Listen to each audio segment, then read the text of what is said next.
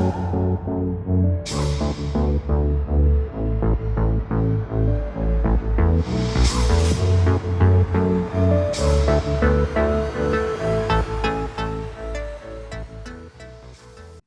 yep. Thanks for the introduction, and thanks everyone for being here, and thanks to the organizers for giving me this opportunity to talk about Dreamcast in a single track conference where you have no alternative to go to something more practical or useful. So I absolutely appreciate this. So right now on this bench, I've got my Mega Drive set up and it's connected, and the screen output you see right now, this is from the Mega Drive unit, and I cannot lift it at the moment, so I've got this my spare ones instead. So this is what a Mega Drive looks like, and this is a special cartridge that lets me boot images from an SD card, and I've got something similar in here as well. And this is screen output from the special cartridge that I've got, and these are a list of ROM images I can boot. And sorry, because I've got no screen, a lot of times I'll be facing the screen like this. So this lets me select my presentation image, so let's get started on this. Oh no!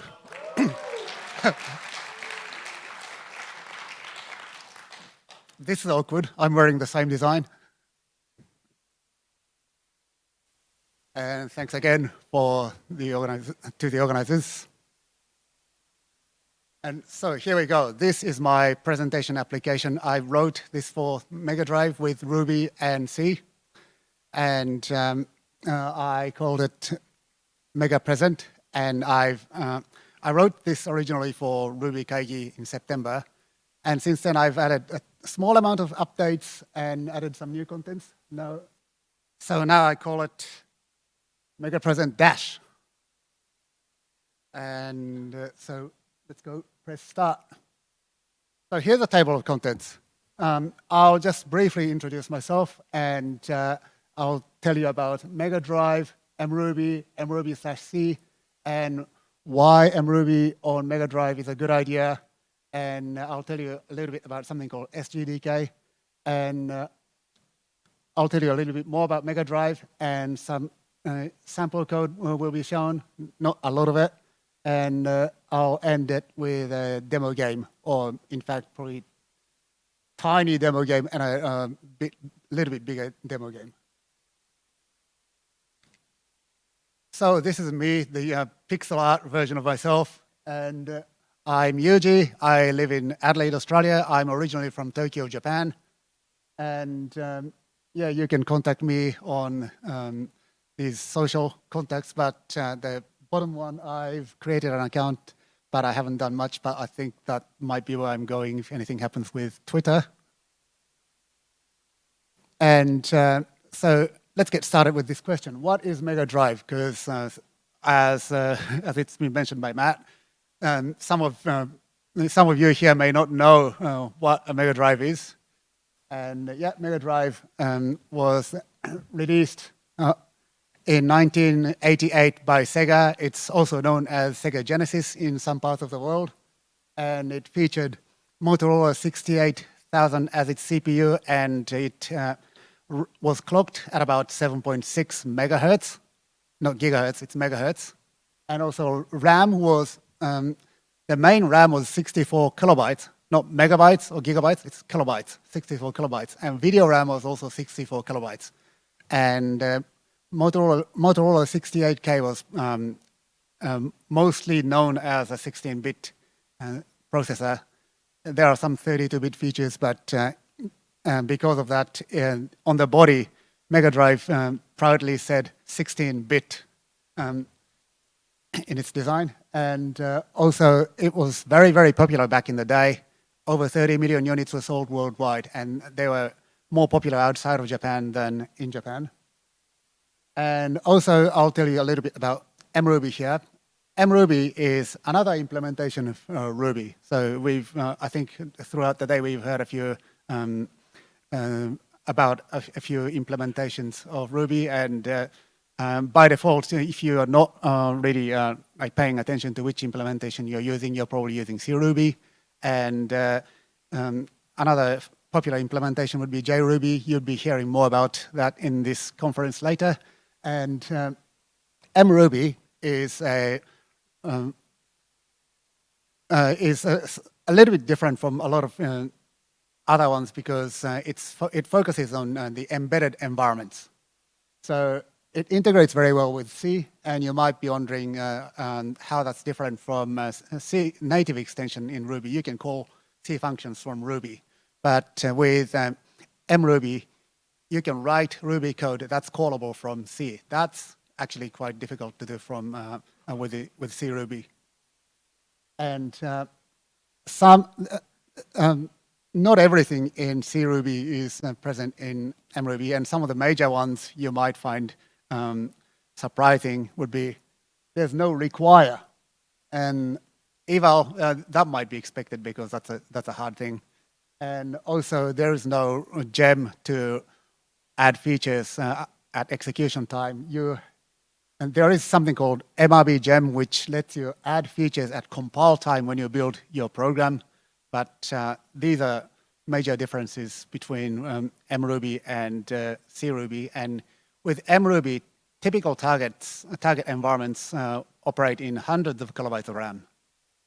But there's mruby/C, which I'm using, often called mruby/C, or either it's mruby/C or mruby/C, the same thing. And I used mruby/C for this project, and it's a VM-only project that provides a more compact VM. It comes from Mane IT Open Innovation Center and Kyushu Institute of Technology, and it's a VM-only project. So a regular mruby distribution provides things like bytecode compiler.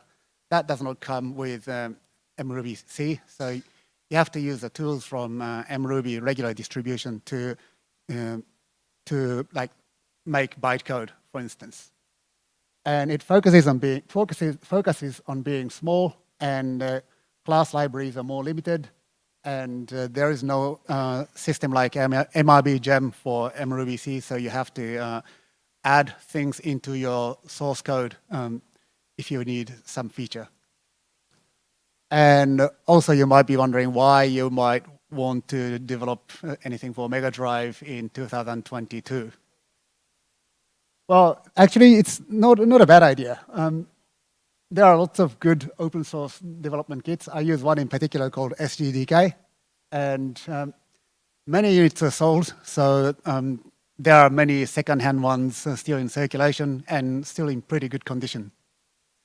And unlike things like Dreamcast, where there is no compatible hardware you can buy, there are third-party vendors selling compatible implementation to Mega Drive. They're not always the same, but at least if a Mega Drive breaks down and the world is not running out of hardware to run your code on. And also emulators are available. They're good and they're super handy for development. And also there are lots of active projects. There are indie studios making commercial Mega Drive games even today. And also if you look at sites like Kickstarter, you can find projects that covers Mega Drive as well. And then you might be wondering, but would it make sense to use mruby/C on Mega Drive? Well, you get to write your main game logic in Ruby, so I think that's a good enough reason for me. And you have to write the beginning entry point in C, and you have to write a lot of platform library calls in C, but the middle core logic is written in Ruby. For example, in my presentation, the core presentation logic is in Ruby. And a little bit about SGDK. It's Sega Genesis development kit. development kit for Genesis or Mega Drive, and provides C API so you don't have to write assembly. And it comes with nice features like memory management, like free and malloc calls are available, which is often not the case with small embedded environments. And also, I'll talk more about it later, but there's tiles and sprites and palettes that those graphic elements can be managed quite well by SGDK. And it comes with default font. Right now, what's on the screen, the characters are all from SGDK's default font. And also, Mega Drive has a Z80 processor for sound control, and SGDK can communicate with that as well. And there are a lot more nice things that comes with SGDK. And because I'm using SGDK and mruby/C, there's something I've done which probably isn't the best thing to do, but basically SGDK build system expects a main entry point to the program and produces an executable and makes a ROM file based on that executable. And mruby/C by default produces a library, and there are a sample of programs, but main entry points to programs are only provided in the samples directory. So I checked out the entire mruby/C repo and added my own main function, the entry point, and did some modification to build a single executable, and using that to produce a ROM image. And also, along the way, I aggressively cut out things that cause build issues. So there are probably lots of missing features, or I know a few things are missing in my from the mruby feature, the feature set from in my case. So a little bit about Mega Drive graphics.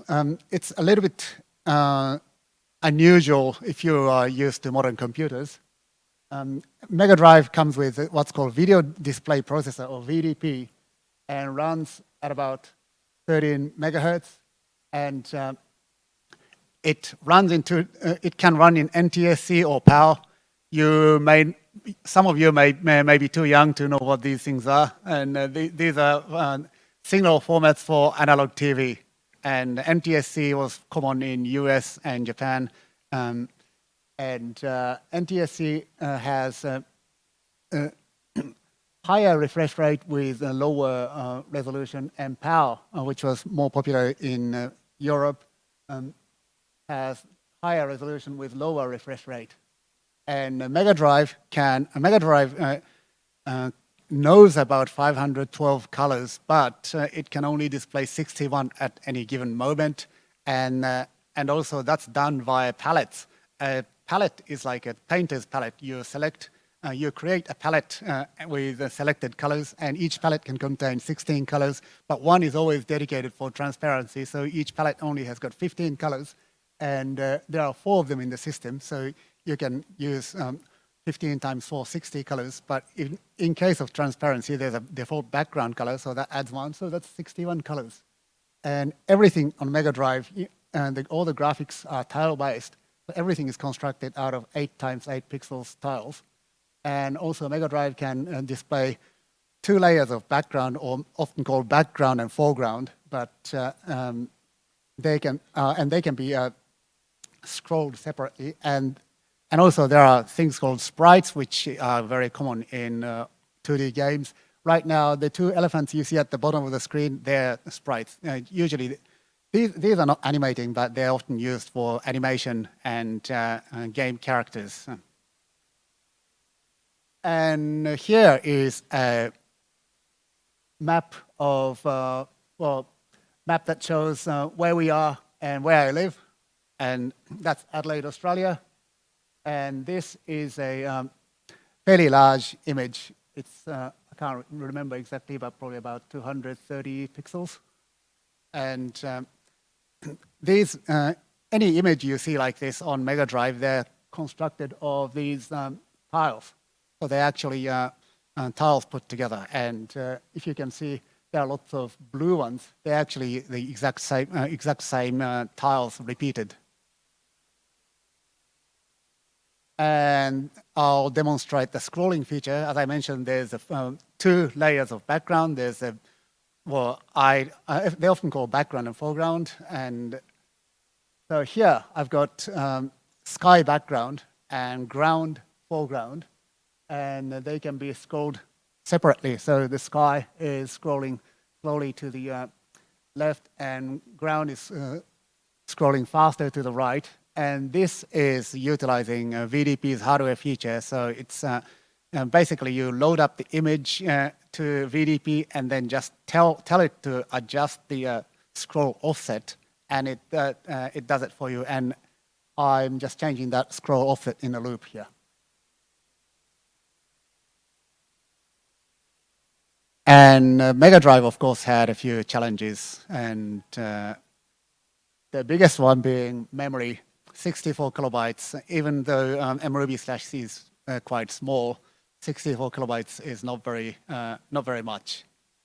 And along the way, when I was developing this, I had a lot of issues running out of memory, and I opted for manual optimization.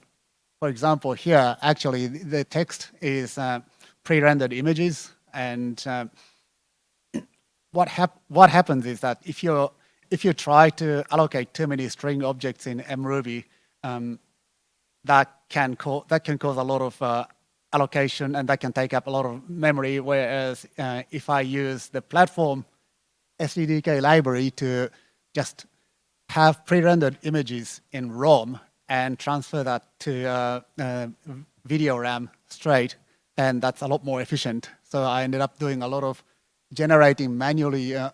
Generating pre-rendered images of text, and use that for memory manual optimization, because I was often running out of memory. And also, when you work on video game consoles, there's typically no output. Like there's nowhere to do logging or printf debugging. But fortunately, with emulators, one called GensKmod, which was very good, came with nice features like console output screen, where I can just printf any message I wanted, and also it has some nice features like remote debugging connectivity for GDB, which I actually haven't used, and also you can check the contents of video RAM, like actually look at what is in your video RAM. That's really handy if your display is weird. But emulators are great for development, but they're not the same as the real hardware. And just recently I fixed a graphic glitch that was only happening on Mega Drive itself, but not on the emulators. And so here's what happens if you make a Mega Drive game using SDDK with C. You write your C code, you prepare your resource, which is assets like images and sound, and you cross-compile the C code, which is, because you're probably using Intel or ARM, and if you just use regular compiler, you'll end up with Intel ARM binary. But here you want to produce 68K architecture binary, so you do cross-compile to produce object files. And SGDK provides a resource compiler which compiles your resource files, assets into a single compiled resource file, and you put them together. And with SGDK library and a few other things like ROM headers, you produce the ROM file which you can boot from Mega Drive or in your emulator. And this is what happens, well, at least what I did with mruby/c. I checked out the entire mruby/c source, and I added my C code, and I wrote some mruby code, and used mrbc from mruby to produce bytecode, put them all together, and did cross-compilation. Same thing, generating object files, and resource compiler did the same, and then the same build process to produce the ROM image. And as I mentioned, resource. This is what resource declaration looks like in the resource file for resource compiler. Here I'm saying in my environment, in my file system, I've got like on my PC, I've got RubyConfTH.png, and I'd like to call it RCT and make it available in my program. And then it becomes available in my program like this. It's declared in a header file, and then I make a function that's callable from mruby, and then make a class and attach that function as a method callable from mruby code. Then once that's done, this is the actual Ruby code that calls that part, which is just very plain Ruby code. And when you do that, you get output like this. And here, there's another example of logging. So this just calls a platform's logging function, but makes it available to mruby. And similar thing, this is very similar. Make a class and make it available to be called, attached to that class.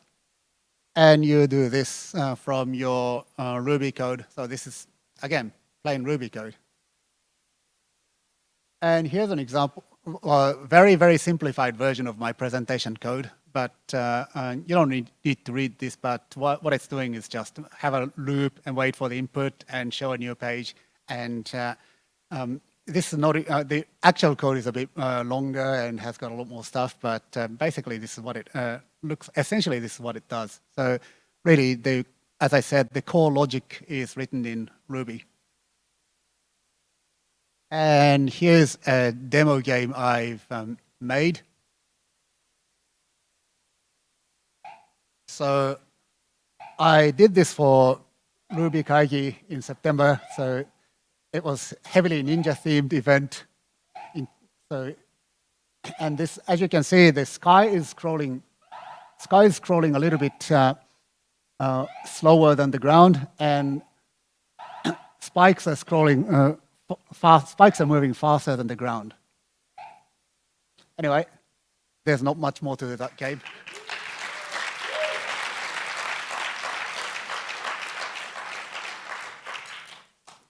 Thanks. So, yeah, and I'd like to just mention what I intend to be doing between September and now. I've been kind of lazy and not much has moved, but I've intended to make more games using this. And also a big thing I'd like to attempt is, as I said, I checked out mruby/c and just added my modifications, and everything's just really mixed up. So I'd like to separate that a little bit more. And also there was a lot of manual optimization, and also there was a lot of boilerplate code involved when I was trying to introduce images from resource to to my program. So I'd like to reduce that a little bit with better tooling. And if you are interested in doing something like this, and or if you have a Mega Drive and you're planning to buy those cartridges that can boot your own code, you can the presentation code is the bottom one, and the top URL is the game I'm about to demo. And I'd like to thank mruby developers, mruby-c developers, and SGDK GenDev developers, because without these people making their awesome software, I wouldn't have been able to do any of what I've done here. And now to the demo game, I'd like to just reset this. And if the output comes back,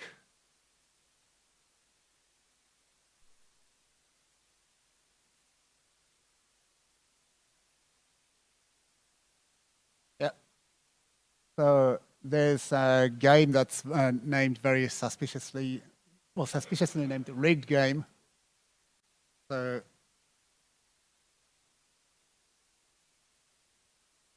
you might remember this from like early 2002, 2022.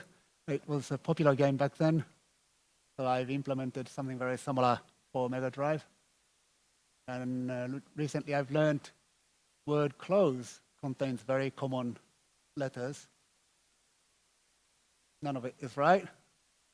And train, close and train together covers 10 of the most common letters.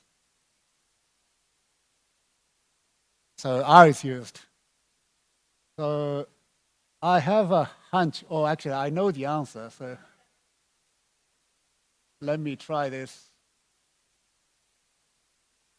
Oh, so there's R and B and U and M. So one more word.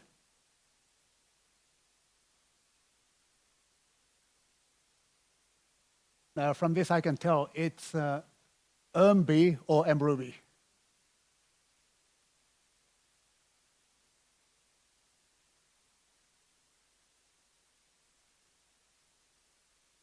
There we are.